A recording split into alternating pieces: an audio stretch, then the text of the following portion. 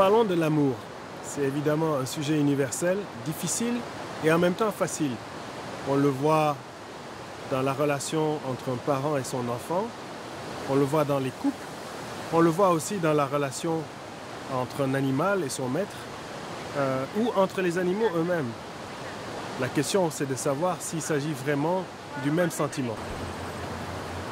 Alors, il y a bien sûr différentes définitions de l'amour et sur cette question, tout est matière à débat. Mais on peut partir d'un raisonnement simple. Il doit s'agir d'un sentiment involontaire, c'est-à-dire que ce n'est pas nécessairement quelque chose qu'on veut et donc on peut forcément aimer sans son gré, contre son gré. Et à partir de ce moment, la question des relations sociales a été de construire des éléments de réciprocité entre le donner et le recevoir.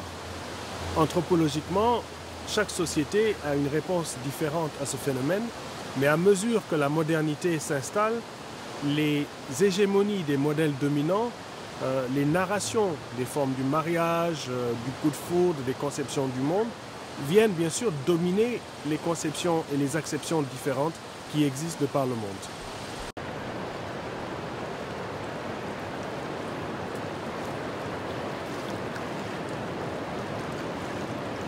Le sentiment patriotique, c'est quelque chose qui existait déjà dans Kemet.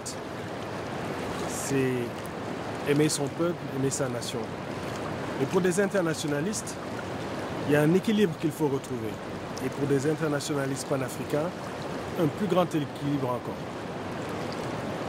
L'amour de sa patrie, si cette patrie c'est l'Afrique, c'est comprendre que les ethnies et les nations qui nous composent sont plutôt une richesse qu'un handicap, que leur instrumentalisation à d'autres fins peut nous miner, mais qu'en réalité la richesse des palettes nous permet, une fois qu'on a compris leurs particularités, leurs spécificités, une sorte de tremplin vers la construction d'un bloc beaucoup plus homogène, cristallisant ces diversités dans un amour plus profond de la défense continentale.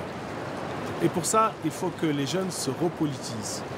Cette repolitisation démocratique de nos masses passe, autant chez les femmes que les jeunes hommes, dans l'identité de la compréhension de leur africanité.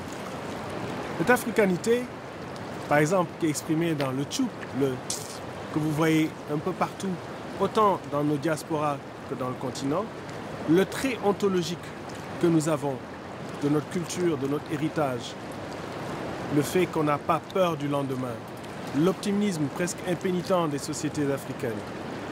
Ces choses qui nous caractérisent, c'est-à-dire ne pas avoir l'angoisse existentielle, ce qui nous différencie finalement de l'asiatique, de l'européen, c'est exactement cette matrice qu'il faut développer, sans narcissisme, sans racisme à rebours.